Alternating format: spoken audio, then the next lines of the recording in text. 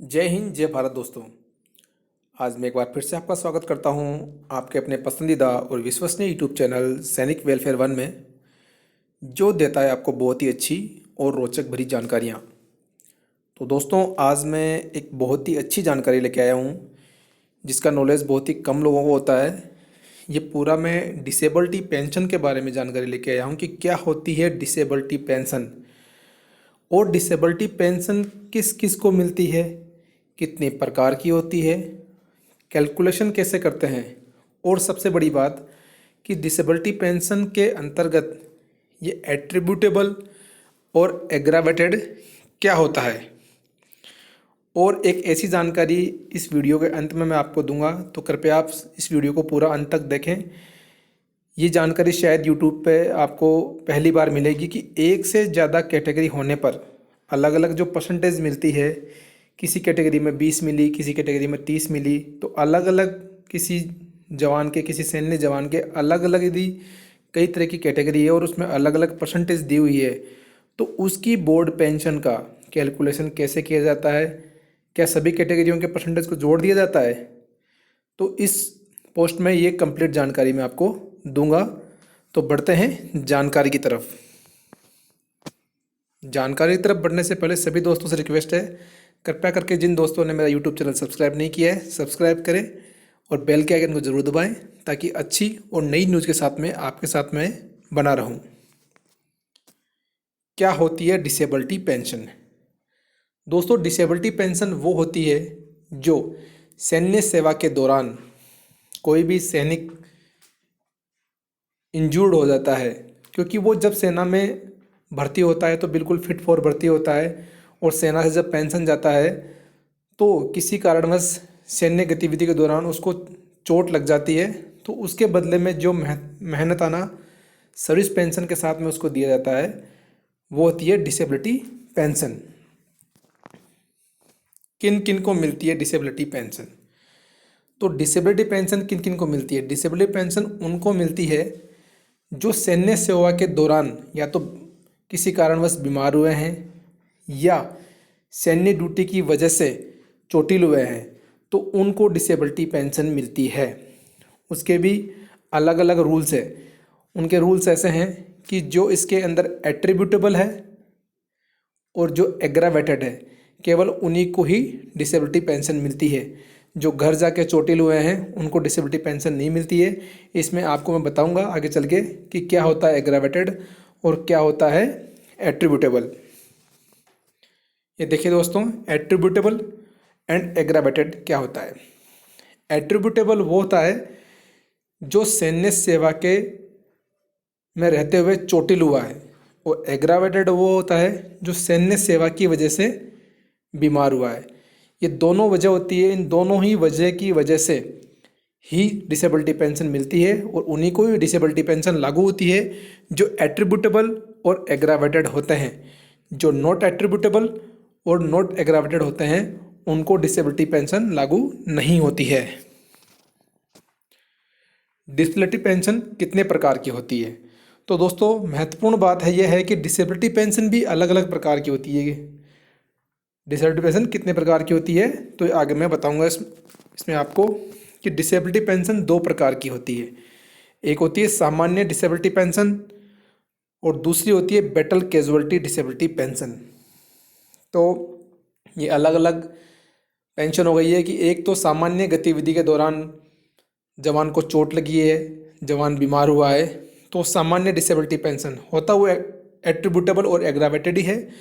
और दूसरा एक स्थिति होती है जो युद्ध के दौरान या गतिविधि के दौरान सैनिक को गोली लगी है और वो बैटल कैजुअलिटी हुआ है, तो उसको बैटल कैजुअलिटी अलग तरीके से दी जाती है, जो आगे मैं इस पोस्ट में आपको बताऊंगा।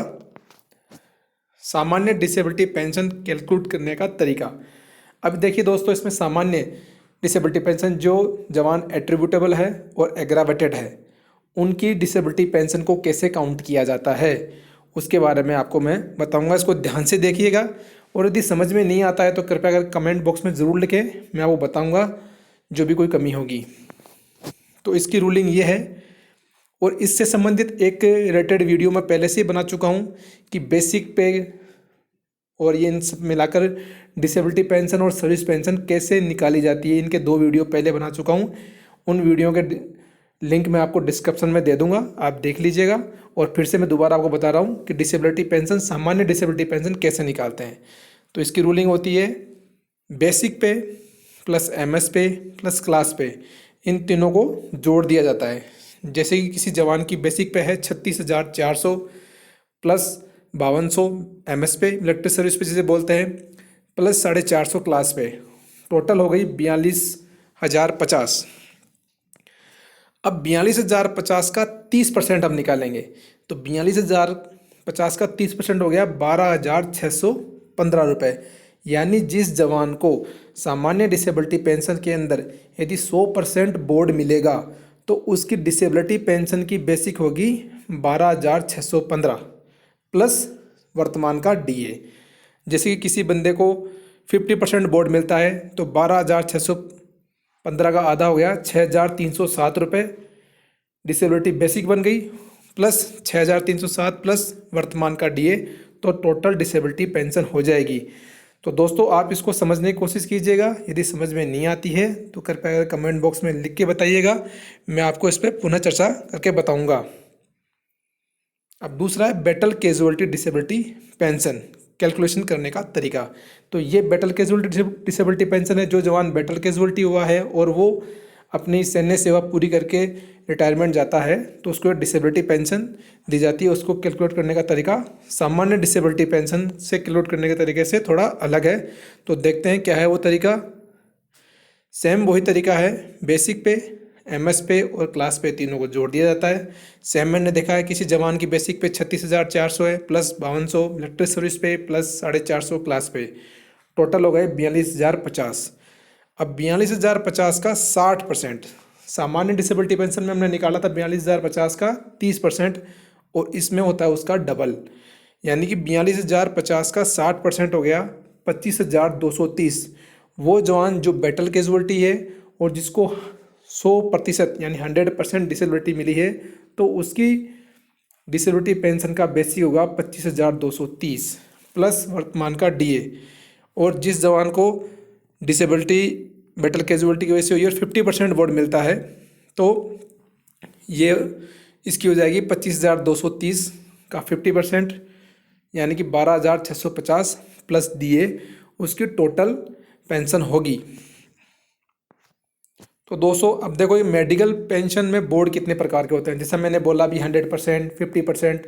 तो ये किस किस को किस प्रकार से बोर्ड मिलता है, वो इस प्रकार से है कि जिसको फाइनल आरएमबी जब होती है उसकी रिलीज मेडिकल बोर्ड, जब सैन्य सेवा पूरी करके एक जवान अपने घर जाता है और वो डिसेबल्ड जवान होता है तो उसका एक बोर्ड होता है आरएमबी, जिसे बोलते हैं रिलीज मेडिकल बोर्ड। उस मेडिकल बोर्ड में चिकित्सा अधिकारियों द्वारा उसके बॉडी का मापदंड किया जाता है और उसको प्रतिशत दिया जाता है कि ये कितने प्रतिशत डिसेबल्ड है। तो इसमें 1 से लेकर 19 जिसको दिया जाता है उसको कोई भी बोर्ड पेंशन नहीं मिलती है, वो 0% में काउंट होता है। और जो जवान 20 से लेकर 49% मिलती है वो 50% की काउंटिंग में आता है। और जो जवान 50 से 75 होता है वो 75 की काउंटिंग में आता है। और 75 से ऊपर वालों को 100% यानी 100% बोर्ड पेंशन मिलती है, जिसका उदाहरण आपको कैलकुलेशन करके मैंने पीछे बताया है। अब सबसे ज़्यादा और महत्वपूर्ण बात, जैसा कि थंबनेल में आपने देखा होगा कि थंबनेल में मैंने लिखा है कि एक से ज़्यादा कैटेगरी होने पर बोर्ड पेंशन का निर्धारण कैसे किया जाता है। तो इसमें आगे बता रहा हूँ आपको, इसको ध्यान से आप नोट डाउन कर लीजिएगा या स्क्रीनशॉट ले लीजिएगा, ये बहुत ही महत्वपूर्ण चीज़ है। जैसे कि 100% हमारी पूरी बॉडी को काउंटिंग 100% किया जाता है। जैसे कि मान लो एक सैन्य जवान अपनी सैन्य सेवा पूरी करके और विभिन्न कारणों की वजह से उसको डिसेबिलिटी हो गई और अलग अलग कारण से उसके अपने शरीर में 3-4 बीमारियां हो गई या 3-4 जगह से वो टूट फूट गया, तो उसको अलग अलग कैटेगरी दी गई। सपोज कीजिए कि उसको एक कैटेगरी में 40% बोर्ड मिला जब उसकी आरएमबी की गई, और एक कैटेगरी में 20% बोर्ड मिला, और तीसरी कैटेगरी में उसको 20% बोर्ड मिला। तो अब उसका कितना प्रतिशत माना जाएगा। सामान्य लोग समझते हैं कि इन तीनों को जोड़ दिया जाएगा तो उतने ही प्रतिशत उसको बोर्ड पेंशन मिलेगी। ऐसा कुछ नहीं है। आप तीनों को आप जोड़ दोगे तो तीनों को जोड़ने पर कितना हुआ, तीनों को जोड़ने पर 80%। 80% का मतलब होता है कि वो 100% की काउंटिंग में आ जाएगा। ऐसा कुछ नहीं है। इसका कैलकुलेशन करने का भी एक तरीका होता है जो आगे मैं आपको बता रहा हूँ। इसको ध्यान से सीखें और सभी लोगों को सिखाएं। हाउ टू कैलकुलेशन, इसका कैलकुलेशन कैसे किया जाता है। सपोज कीजिए पहली कैटेगरी में उसको 40% बोर्ड मिला। इसका मतलब हमारी बॉडी पूरी किस में आती है, 100%। एक जवान की बॉडी 100% में आती है तो 100% का 40% बोर्ड उसको मिला पहली कैटेगरी में, तो ये हो गया 40%। अभी 100 में से 40% उसको पहली कैटेगरी में मिल गया तो कितना हिस्सा उसका बचा, 100 माइनस 40, मतलब बॉडी का 60% हिस्सा उसका बचा हुआ है। 40% एक कैटेगरी में मिल गया उसको। अभी बॉडी पूरी काउंटिंग आती है 100 में, 100 में से 40 निकाला तो बच गया 60%। अब नेक्स्ट कैटेगरी को 7% में ही काउंट किया जाएगा। अभी नंबर 2 कैटेगरी कितनी थी, 20% मिला था, तो अभी पहले हमने 100 का 40% निकाला था। अभी हम निकालेंगे बचा हुआ 100 माइनस 40, बच गया 60, तो 60 का 20%, तो 60 का 20% कितना हो गया, 12%। उसकी नंबर 2 कैटेगरी को 12% काउंटिंग किया जाएगा। अभी पहली कैटेगरी में 40% था तो 100 माइनस 40, तो बचा कितना, 60%। अब दूसरी कैटेगरी में भी 20% दिया तो 60 माइनस 20, तो बचा कितना, 40। अब तीसरी कैटेगरी को 40% पे काउंटिंग किया जाएगा। तो तीसरी कैटेगरी है 20%, तो 20% को 40 पे काउंटिंग किया जाएगा तो तीसरी कैटेगरी में उसको मिला 8%। यानी कि पहली कैटेगरी का 40, दूसरी का मिला उसको 12 और तीसरी का मिला उसको 8। टोटल कैटेगरी काउंटिंग कैसे की जाएगी, 40 प्लस 12 प्लस 8 मतलब 60%। उसको 60% बोर्ड में काउंटिंग लिया जाएगा और 60% इक्वल होता है 75% के। जैसा कि मैंने आपको पिछले पोस्ट में बताया था कि जो अहर्ता या जो मेडिकल मापदंड 50 से 75 के बीच में होता है वो 75% बोर्ड के हिसाब से ही माना जाता है। पर यदि सिविल में उसको किसी ऐसे कैटेगरी वाले बंदे को, तीनों कैटेगरी वाले बंदे को सिविल में किसी इस कैटेगरी का फ़ायदा लेना होगा तो उसको 60% मेडिकल प्रतिशत ही माना जाएगा और वो पेंशन लेगा 75% बोर्ड के हिसाब से। तो दोस्तों आपको ये जानकारी कैसी लगी कृपया करके मुझे कमेंट करके ज़रूर बताएं, और आप और कैसी वीडियो बनाना चाहते हैं, क्या क्या जानकारी की आपकी आवश्यकता है तो वो कमेंट करके मुझे ज़रूर बताएं ताकि मैं आपकी ज़रूरत के हिसाब से आपके साथ में बना रहूं। और इस चैनल को लाइक करें, सब्सक्राइब करें और इस जानकारी को ज़्यादा से ज़्यादा शेयर करें ताकि अच्छी और नई न्यूज़ साथ में आपके साथ में बना रहूं। जय हिंद, जय भारत दोस्तों।